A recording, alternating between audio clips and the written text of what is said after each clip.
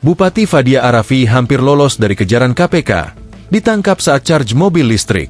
Komisi Pemberantasan Korupsi, KPK, mengaku hampir kehilangan jejak Bupati Pekalongan Fadia Arafi saat operasi tangkap tangan, OTT, di Semarang, Jawa Tengah, pada Selasa, 3 Maret 2026, malam. Deputi Penindakan dan Eksekusi KPK Asep Guntur Rahayu mengatakan, Fadia akhirnya ditemukan lagi pada Selasa dini hari. Karena pada akhirnya setelah dari Pekalongan itu, tim ada yang bergerak ke Semarang, bahkan hampir kehilangan yang bersangkutan gitu. Tapi di hampir tengah malam baru ketemu. Tengah malam itu baru ketemu dan bisa diamankan.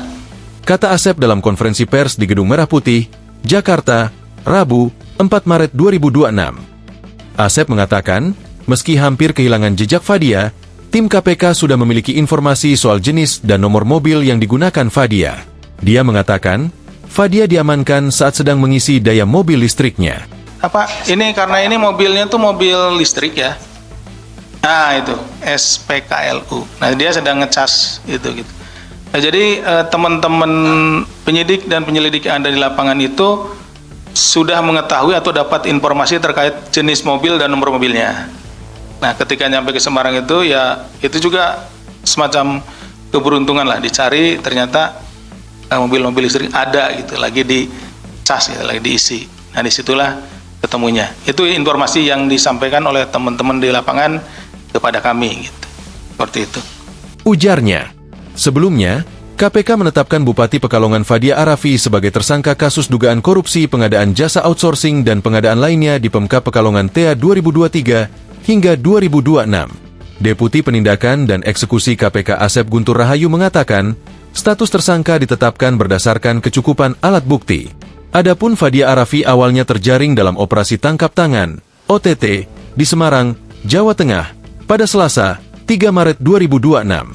2026, KPK menaikkan perkara ini ke tahap penyidikan dengan menetapkan satu orang tersangka, yaitu Saudari FAR, selaku Bupati Pekalongan periode 2025-2030. Kata Asep dalam konferensi pers di Gedung Merah Putih, Jakarta, Rabu, 4 Maret 2026. Asep mengatakan, KPK selanjutnya melakukan penahanan terhadap Fadia Arafi untuk 20 hari pertama sejak 4 hingga 23 Maret 2026.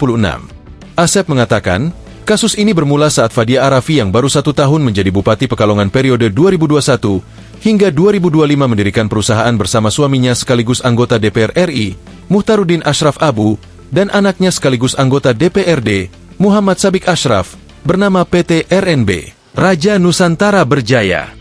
PT RNB adalah perusahaan yang bergerak di bidang penyediaan jasa yang turut aktif menjadi vendor dalam pengadaan barang dan jasa, PBJ, di lingkungan pemerintah Kabupaten Pekalongan. Asep mengatakan, Muhammad Sabik Ashraf menjabat sebagai komisaris PT RNB dan Muhammad Sabik Ashraf menjabat sebagai direktur. Asep mengatakan, pada periode tersebut, Fadia Arafi melalui anaknya, Muhammad Sabik Ashraf dan orang kepercayaannya diduga melakukan intervensi kepada para kepala dinas agar memenangkan PT RNB untuk pengadaan jasa outsourcing di sejumlah dinas, kecamatan, hingga rumah sakit umum daerah, RSUD, di Kabupaten Pekalongan. Asep juga mengungkapkan sepanjang tahun 2025, PT RNB mendominasi proyek pengadaan barang dan jasa, PBJ, di Pemkab Pekalongan. Tak hanya itu, sepanjang tahun 2023-2026, terdapat transaksi masuk ke PT RNB senilai 46 miliar rupiah yang bersumber dari kontrak antara PT RNB dan perangkat daerah di Pemkab Pekalongan. Download Tribun X sekarang, menghadirkan lokal menjadi Indonesia.